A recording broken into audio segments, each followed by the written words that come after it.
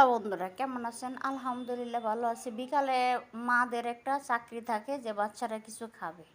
বিকালে নাস্তা অবশ্যই খেতে হবে এদের, মানে বিকালে খিদা লাগে, করার নাই কিছু। প্রতিদিন নুডলস, পাস্তা, দুধ চা ওরকম ওইগুলা খেতে খেতে ওদের প্যারাটা মনটা অদিষ্ট হয়ে যায়। তাই আমরা মারা কী করি, সহজ পদ্ধতিটাই বেশিরভাগ শেয়ার করি। মানে একটা নুডলস আছে, রান্না করে খাও। ওরা খেতে চায় না, না ওটা ওই খাবার আর ভালো লাগে না, অন্য কিছু দাও। যাক আজকে তাহলে নুডলসও খাইতো না, পাস্তাও খাইতো না, তাহলে খাবেটা কি? তাই চলে না, আজকে অন্য রকম কিছু রান্না করছি। এখানে রুটি ছিল সকালের নাস্তা। রুটিগুলো আমি যেভাবে সাইজ করে কেটে নিলাম, আর এখানে ছিল পেঁয়াজ কুচি করে নিলাম, টমেটো ছিল, কাঁচামরিচ ছিল, আর ডিমটা একটু গ্রেট করে নিছি। সো ডিমটা তুলে নিলাম। সো নেওয়ার পরে এগুলো একটু ব্রাউন কালার হওয়ার একটু সামান্য একটু রান্না করব।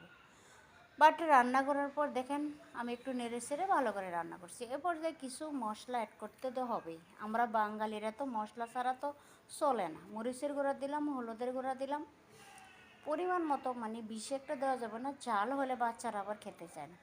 ধনিয়ার গুঁড়ো দিলাম। বর্তমানে আমি একদম ঝাল খেতে পারি না, বুঝি না, বাচ্চাদের মুখে ঝাল লাগে না, আমি মানে ঝাল খেতেই পারি না। লবণ অ্যাড করে দিলাম। সো আমার কাছে এতটা ঝাল লাগে, আমি মানে ঝালে মরে যায়, আর বাচ্চারা ঝাল না। আমার মুখে কি হয়েছে আমি নিজেও বুঝতে পারতেছি না, বাট একটু পানি দিয়ে আবারও কষিয়ে রান্না করছি।